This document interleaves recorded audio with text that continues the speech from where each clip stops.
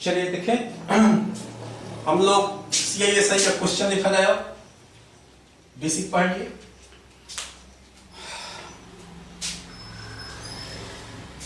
कहता है कि मुस्कान अपने वेतन का 20% सिमरन को दे देती है। मुस्कान अपने वेतन का 20% किसको दे दी? सिमरन को।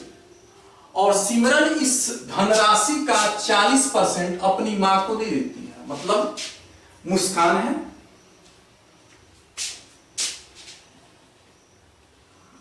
और मुस्कान किसको दी? सिमरन को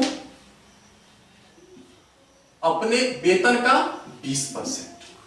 और सिमरन क्या की कि अपने मां को दे दी 40% और 60% इन्वेस्ट कर दी। मां को देती है तथा शेष राशि मतलब 60% जो बचा 2 वर्ष के लिए एक योजना में निवेश कर देती है, जिस पर चक्रवृद्धि ब्याज 20% वार्षिक दर से प्रस्तावित है। यदि निवेश की गई राशि से अर्जित ब्याज 6600 रुपया है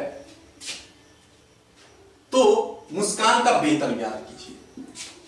ठीक है, अब देखा जाए, हम बताए हैं चक्रवृद्धि ब्याज 20% दर है और 2 वर्षों में उसको 6600 ब्याज मिला है। ध्यान रखिए, हमारा ही कंसेप्ट यूज कीजिएगा। 6600 रुपया आपको ब्याज मिला है 20% दर से 2 वर्षों में। तो चक्रवृद्धि ब्याज 20% के हिसाब से 2 साल में 20 में 400, डबल जीरो हाथ में 4, 20 दूनी 40, 4 44%। अर्थात 6600 जो है 44% हुआ। तो हम मूलधन निकाल लेंगे 100% बराबर कितना? 6600 बटा 44 गुना 100, 11 छक 66 और 11 चुगा और 4 से 25, 25 छक 150, 115, 25 छक 150 पर डबल जीरो। 15,000 जो रुपया था सिमरन इन्वेस्ट की थी। तो मुस्कान का वेतन पूछा जा रहा है आपसे यहां पे। 15,000 रुपया सिमरन जो क्या की थी? इन्वेस्ट की थी, जिससे वह 6600 रुपया ब्याज उसको मिला था 20% के हिसाब से 2 साल में।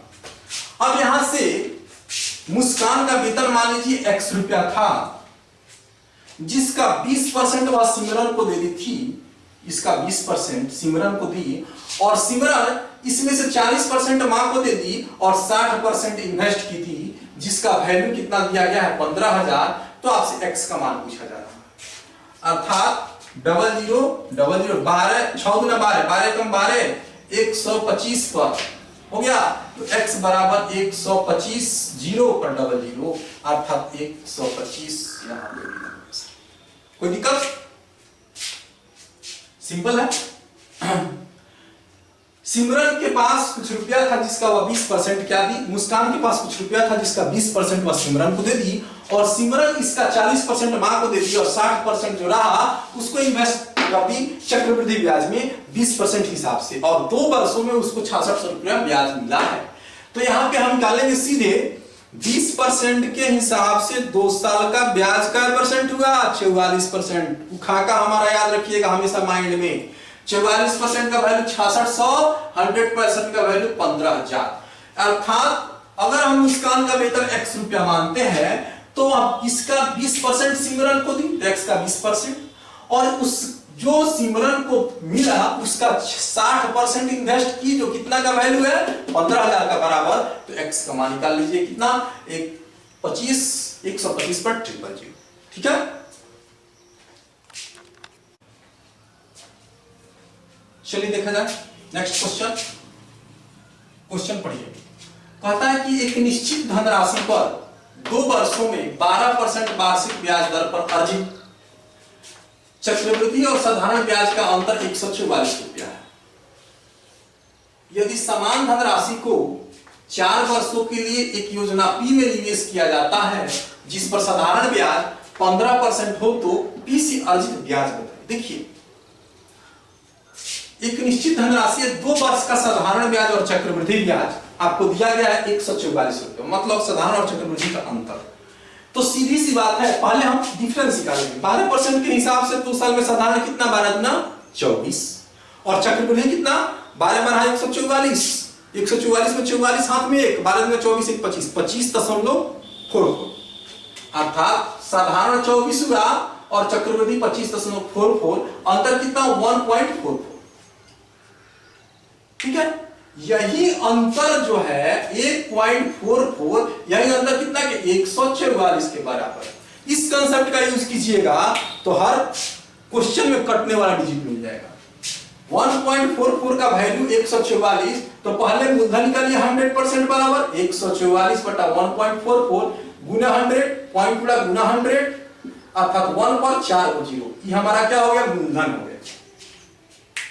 क्या हो गया, मूलधन हो गया।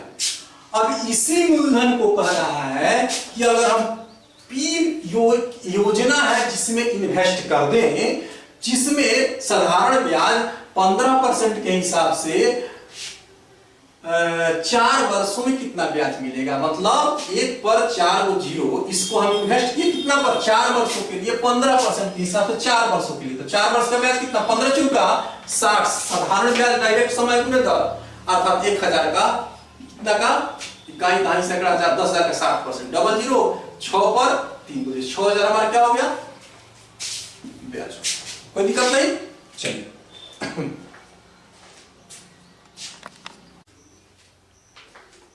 चलिए क्वेश्चन नेक्स्ट देखा जाए। बहुत ही बेहतरीन लाजवाब, और थोड़ा क्वेश्चन आप कॉपी पर लिख लीजिएगा अगर आप अपने आप को बहुत समझते हैं कि हाँ मैथ बनाते हैं हम तो, और बनाइएगा। कितना लाजवाब क्वेश्चन है, हम ये नहीं कहते कि नहीं बनेगा, बहुत बेहतरीन क्वेश्चन है और बनाने में प्रॉब्लम क्रिएट होगा। अभी हमको मात्र 1 सप्ताह होगा यूट्यूब पर आए हुए, मात्र हम 1 चैप्टर का वीडियो डाले हैं। अभी हमको 1 साल आप यूट्यूब पे रहने दीजिए, तब देखिए हम क्या करते हैं। और पेड वीडियो बेचने वालों के लिए तो खैर नहीं है। देखिए यहां पे क्वेश्चन कहता है कि x रुपया की धनराशि पर 8% वार्षिक दर से केवल तीसरे वर्ष तथा केवल दूसरे वर्ष का चक्रवृद्धि ब्याज का अनुपात 13:10 है। ध्यान दीजिएगा, केवल सेकेंड ईयर और थर्ड ईयर x रुपया है और 8% वार्षिक चक्रवृद्धि दर है, और केवल तीसरे वर्ष और केवल दूसरे वर्ष का चक्रवृद्धि ब्याज हमारे पास 13:10 का है। ठीक है, यहां से अगर हम ध्यान से देखें तो हमको रेट मिल जाएगा, क्योंकि थर्ड ईयर और सेकेंड ईयर का अनुपात 13:10 है। इसका मतलब थर्ड ईयर में 13 रुपया अगर मान लीजिए हमको ब्याज मिला, सेकेंड ईयर में 10 रुपया, तो 3 रुपया क्यों बढ़ा थर्ड ईयर में? यह 3 रुपया 10 रुपया का ब्याज है, क्योंकि कंपाउंड इंटरेस्ट में ब्याज जो बढ़ता है वह ब्याज का ब्याज बढ़ता है, मूलधन का ब्याज तो फिक्स ही है। अर्थात अगर थर्ड ईयर में आपका ब्याज बढ़ा तो क्यों बढ़ा, क्योंकि वह थर्ड ईयर में जो ब्याज बढ़ा है वो सेकेंड ईयर पर ब्याज लगा है। अर्थात थर्ड ईयर में 3 रुपया यह ब्याज बढ़ा है, इसका मतलब कि यह 10 रुपया का ब्याज 3 रुपया है, तो 10 रुपया पे 3 रुपया कै परसेंट हुआ भाई 30%। अर्थात यहां से 10 निकल गया हमारे पास 30%, अर्थात 3 रुपया बढ़ा 3/10 गुणे 100, 30% हमारा क्या हो गया रेट, अर्थात आर का वैल्यू हमको मिल गया 8%, 30% है। कोई दिक्कत नहीं है, आगे चलते हैं। तथा x प्लस 5000, अभी मूलधन नहीं निकला है, x प्लस 5000 की धनराशि पर समान ब्याज दर पर, मतलब 30% पर 2 वर्षों में अर्जित चक्रवृद्धि ब्याज 13,800 रुपया है। अर्थात देखा जाए तो 2 वर्षों में 13,800 जो हमको ब्याज मिला 30% के हिसाब से, कई वर्ष में 2 वर्ष में, तो 30% के हिसाब से ब्याज परसेंट निकालिए। सबसे पहले क्या करेंगे, स्क्वायर करेंगे, 30 का स्क्वायर 900 में डबल 0 हाथ में 9 और 30 दूना 60 9 69 69, अर्थात 69% का वैल्यू हमारे पास दिया गया है 13,800, तो 100% वैल्यू कितना हो जाएगा 13,800 बटा 69 गुने 100, यह हमारा क्या हो गया मूलधन हो गया। 9 दूना 18 6 के बारे 2 मर्क में, अर्थात 2 पर 4 जीरो, 20,000 हमारा क्या हो गया, x प्लस 5,000 का वैल्यू कितना आया, 20,000। ध्यान से देखिए, x प्लस 5,000 रुपया जो इन्वेस्ट किया गया था 2 वर्ष में 30% के हिसाब से, जिस पर ब्याज 13,800 रुपया मिला, तो x प्लस 5,000 का वैल्यू कितना आया, 20,000। अगर इसमें से हम 5,000 हटा दें तो x का वैल्यू कितना हो गया, 15,000। अर्थात x का वैल्यू हमारे पास कितना आया, 15,000। कोई दिक्कत नहीं यहां तक, आगे चला जाए। तो ज्ञात करिए लगभग कितने वर्षों में x रुपया की धनराशि 25,350 रुपया हो जाएगी यदि समान ब्याज दर पर चक्रवृद्धि ब्याज की गणना की जाए। 25,350 रुपया जो है वो हमारा क्या है, मिश्र धन है।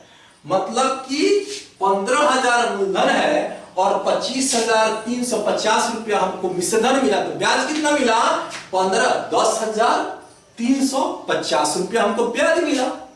अर्थात 15,000 का कितना परसेंट हमको ब्याज मिला भाई, कितना परसेंट, 10,350 रुपए, कितना परसेंट, अर्थात x का वैल्यू कितना आया, 10,350 बटा 150, डबल जीरो, 15 छक 90, 69% 2 साल में। अर्थात 2 साल नहीं, समय तो निकालना है हमको, 30% के हिसाब से कई साल में 69 होगा, 2 साल में, अभी तो बताए हैं 2 साल है सर। कोई दिक्कत, थोड़ा सा एक बार कहता है कि तीसरे साल और दूसरे साल का ब्याज का अनुपात 13:10 है, यहीं से हमको रेट निकालना है। अब यहां पे हम देखेंगे कि थर्ड ईयर 3 रुपया जो बढ़ गया, मतलब 13 रुपया हो गया, या 3 रुपया जो बढ़ा हुआ, 3 रुपया किस पे ब्याज मिला, तो 10 रुपया पे। तो 10 रुपया पे 3 रुपया, कै परसेंट, 30% हमारा रेट हो गया। आगे चला जाए, अगर कहता है कि यह तथा x प्लस 5,000 की धनराशि, अब जितना हमारा मूलधन था उसमें 5,000 हम और इंक्लूड करके अगर 2 साल के लिए इसी दर पे इन्वेस्ट करते हैं तो हमको ब्याज मिलता है 13,800 रुपया। यहाँ पे x प्लस 5,000 का वैल्यू निकल गया, मतलब कि यह 30% के हिसाब से 2 वर्ष में 69% का वैल्यू 13,800, तो 100% का वैल्यू कितना है, 20,000। अर्थात x प्लस 5,000 का वैल्यू 20,000 है, तो x का वैल्यू 15,000। और 15,000 रुपया को कितने साल में 30% के हिसाब से 25,350 रुपया मिश्र धन दे देगा हमको। अर्थात 25,350 जो मिश्र धन दिया उसमें हमारा ब्याज कितना होगा, 10,350, क्योंकि 15,000 हमारा मूलधन था, तो 15,000 का कितना परसेंट हुआ, तो 69%। अब हमको सोचना है कि 30% के हिसाब से 69 कै वर्ष में होगा, 2 वर्ष में। कोई दिक्कत नहीं होनी चाहिए।